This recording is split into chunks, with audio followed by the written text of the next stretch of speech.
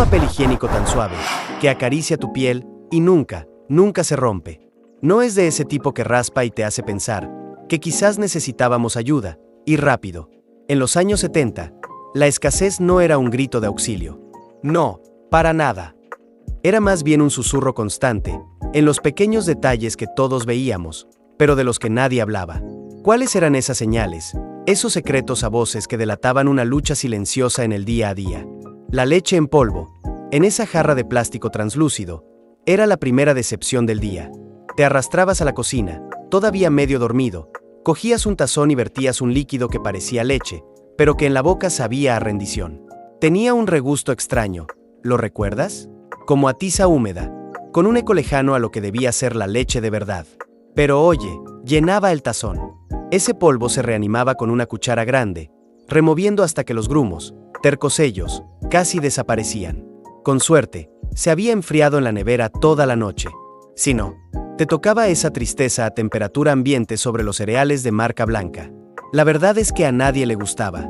Los niños contenían la respiración al beberla, los padres hacían una mueca, y las madres juraban que sabía exactamente igual.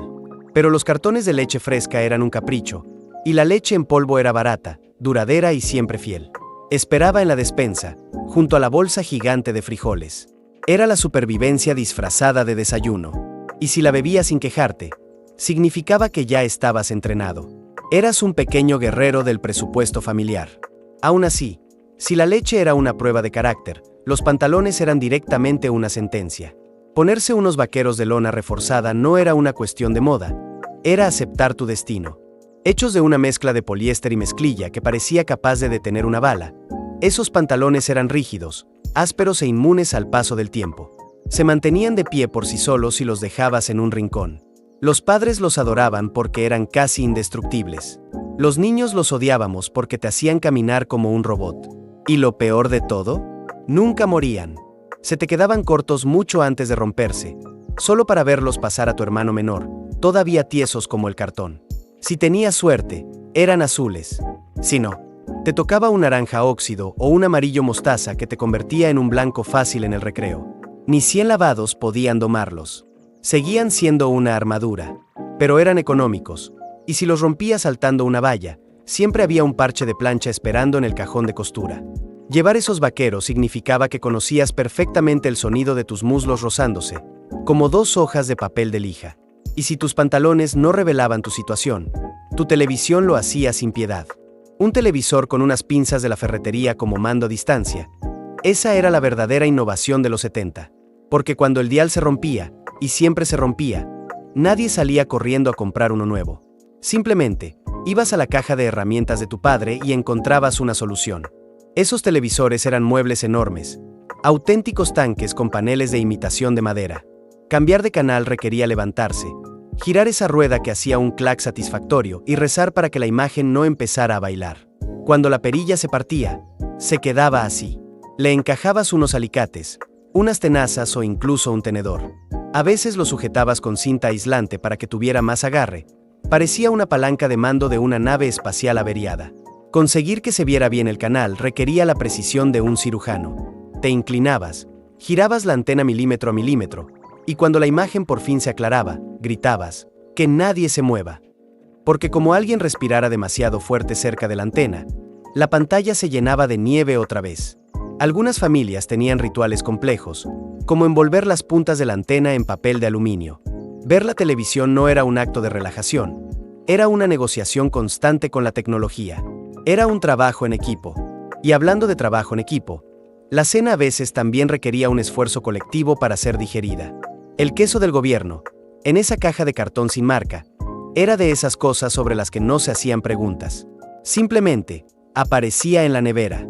Era un bloque denso, de un naranja casi fosforescente, con un punto de fusión que desafiaba las leyes de la física.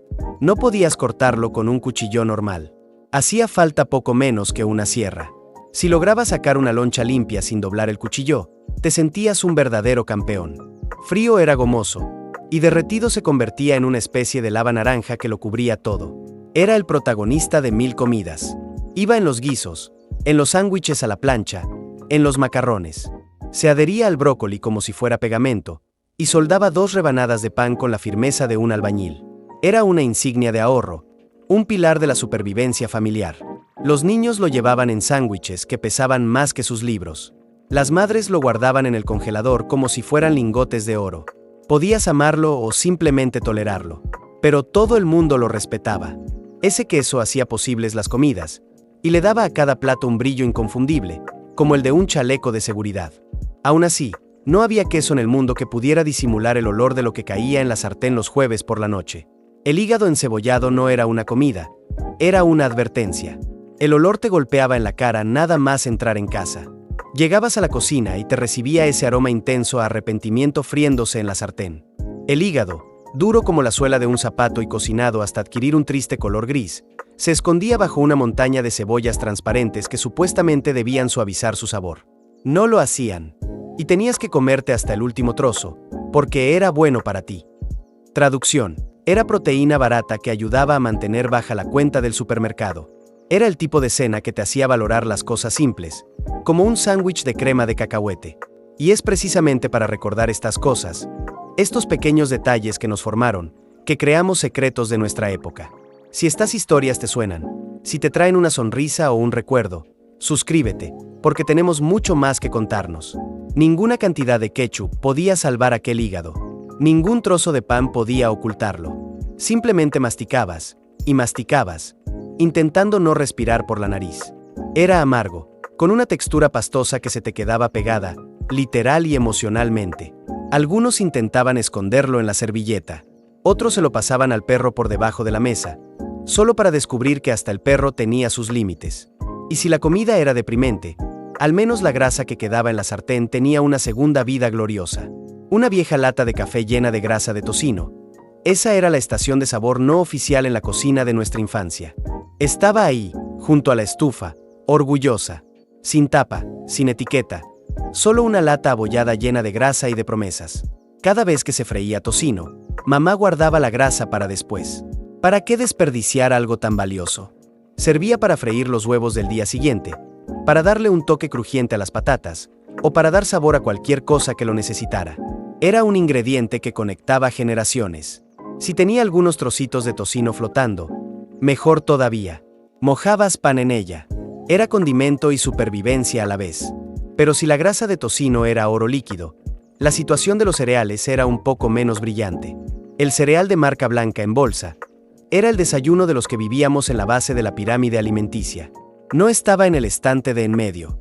Tenías que agacharte hasta abajo y coger esa bolsa de plástico arrugada, llena de copos tristes y polvorientos. Sin mascota en la bolsa, sin premio dentro, solo una etiqueta que decía aros tostados o copos azucarados.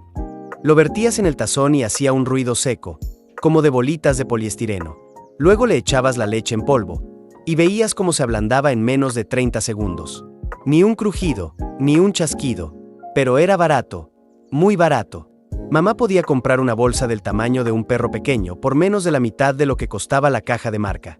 Y si tu desayuno era de segunda mano, tu ropa probablemente también lo era.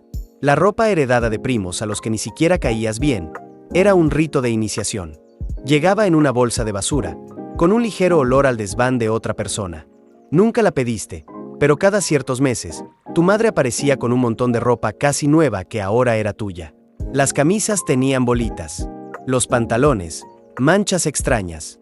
Los zapatos a veces eran 2 tallas más pequeños, pero te decían que ya se darían de sí. No podías quejarte.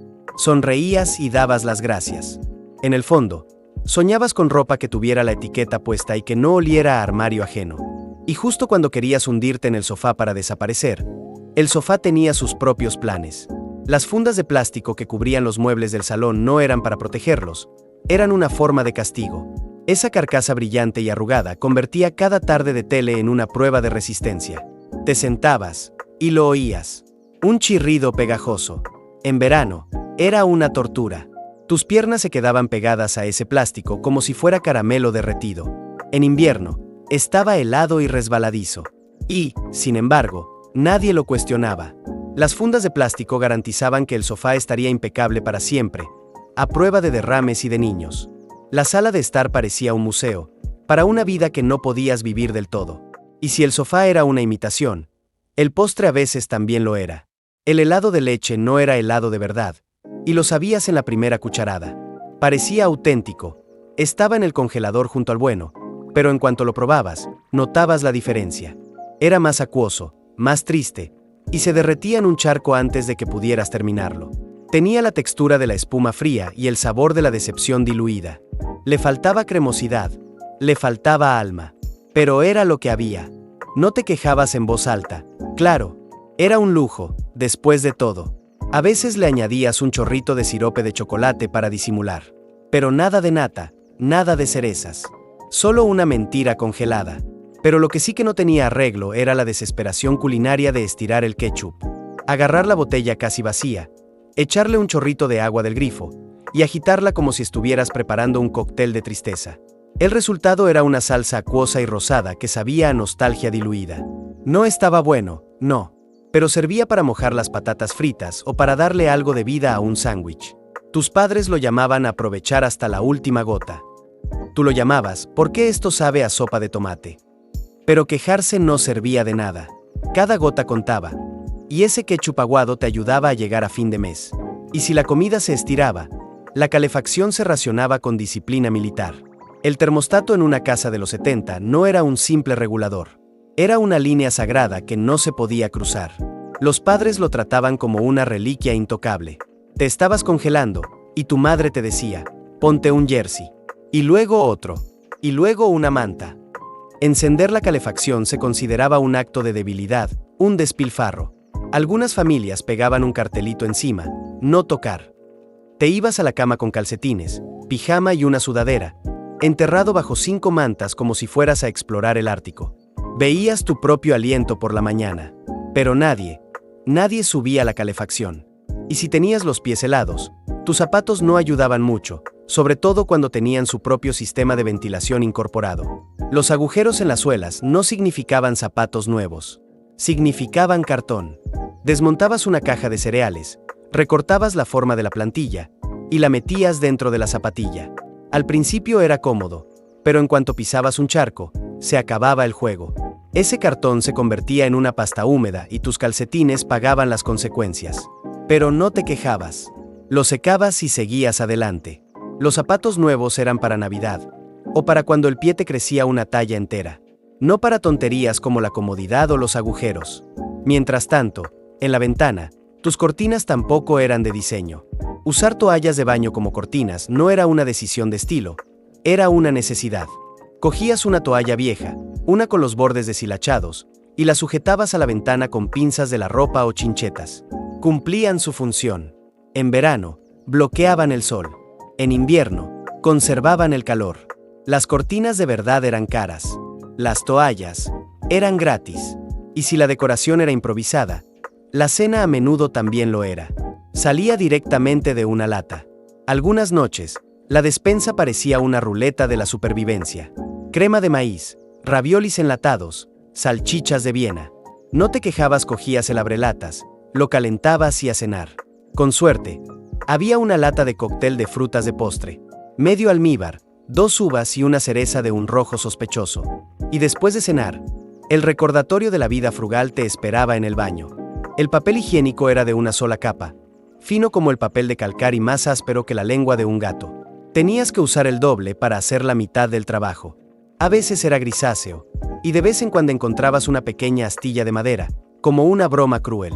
El papel suave y acolchado era para las casas de los ricos, o para la de esos vecinos que envidiabas en secreto. Pero al menos el papel higiénico estaba hecho para romperse, no como el papel de regalo. Guardar el papel de envolver era una regla no escrita.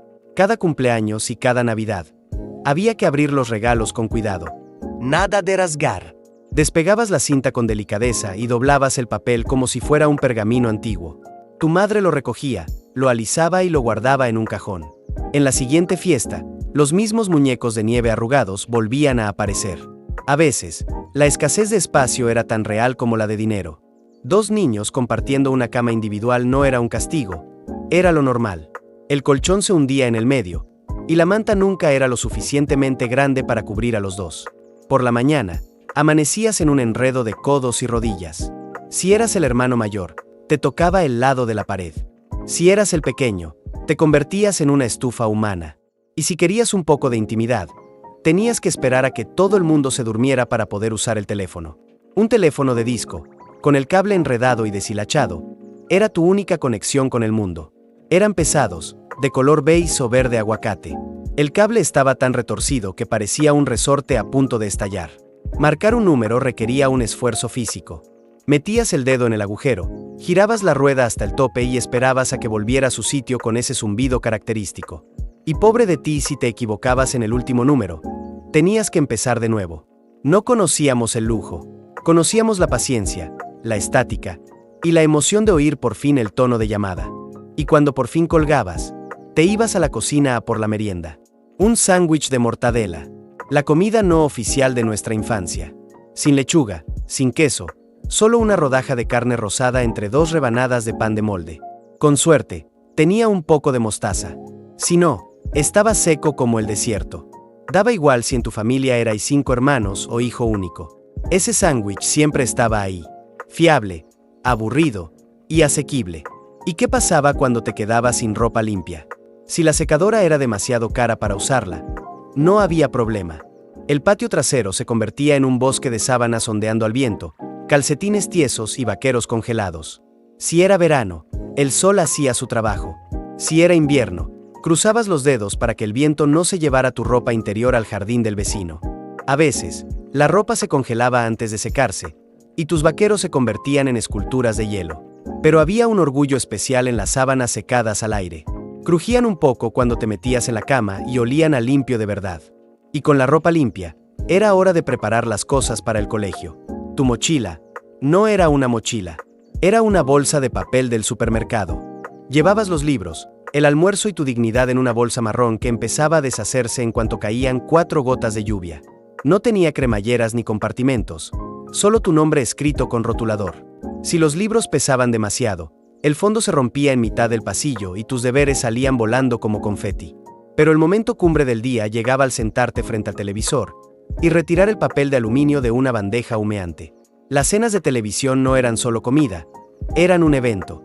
Cuando una de esas aparecía en tu plato, sabías que era una noche especial. Quizás tus padres habían salido, o simplemente era viernes.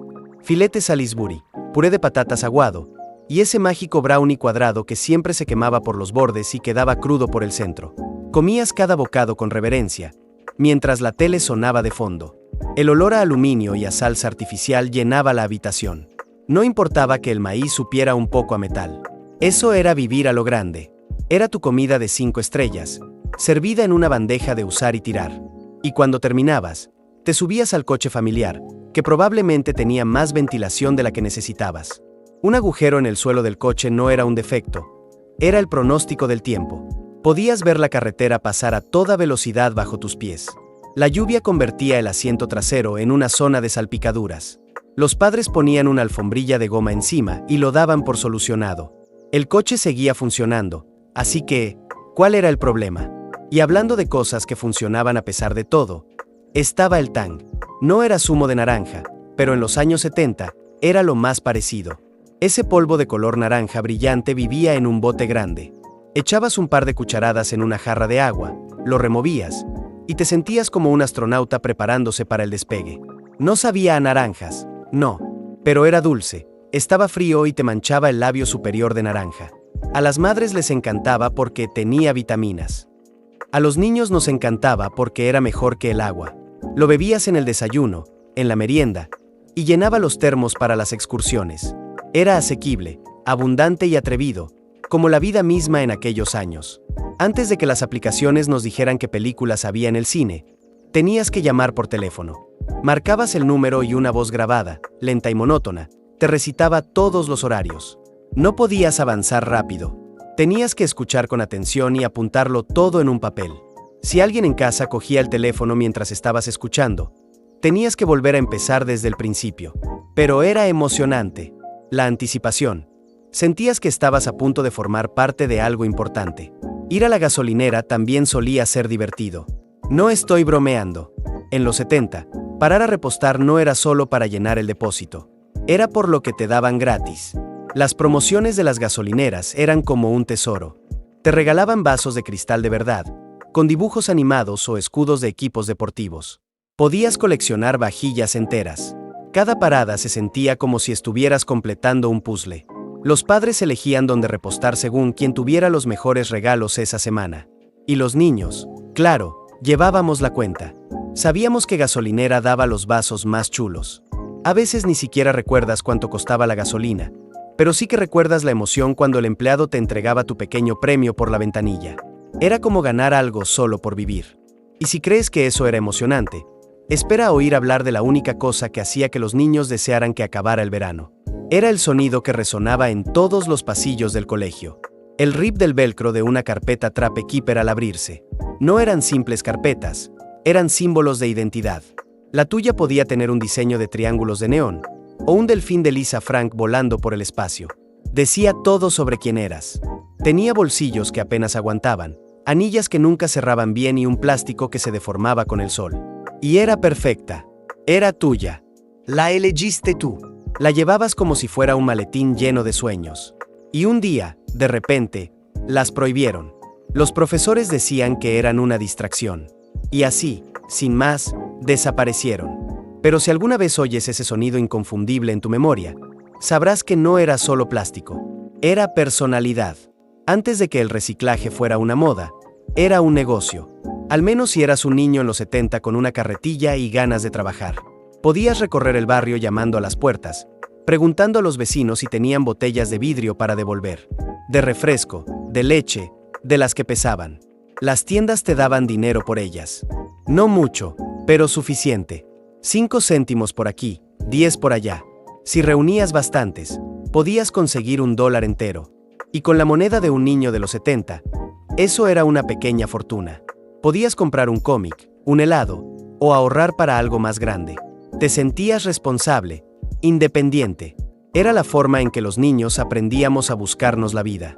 Y cuando el trabajo estaba hecho, te ibas a casa, te sentabas en la alfombra de pelo largo y encendías la tele.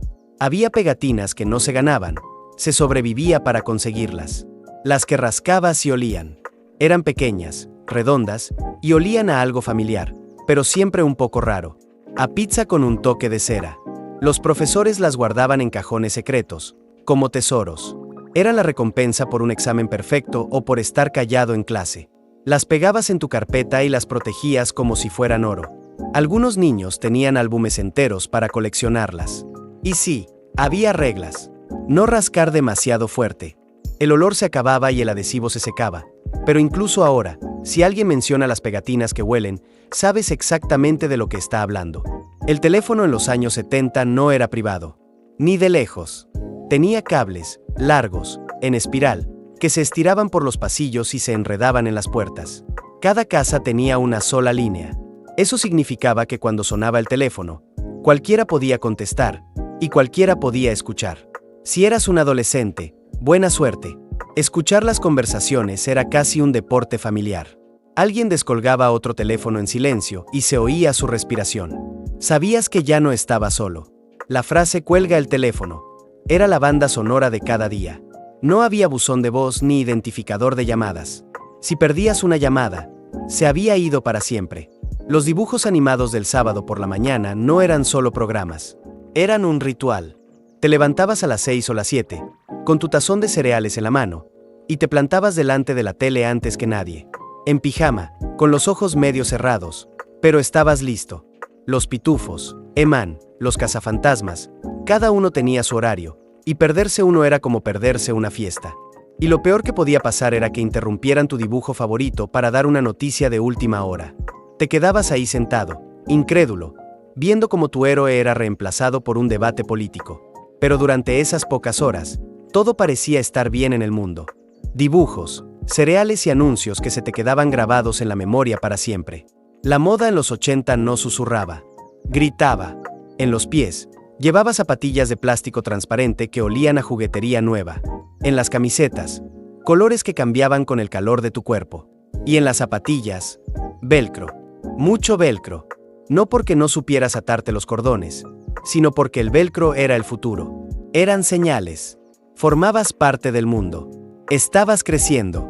Incluso si las zapatillas de plástico te hacían ampollas, las llevabas igual, porque te hacían sentir parte de algo grande, brillante y nuevo.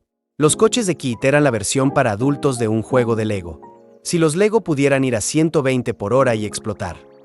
Pedías una carrocería de fibra de vidrio por catálogo, la atornillabas al chasis de un coche del desguace, y listo. Tenías un vehículo personalizado. ¿Qué le faltaba?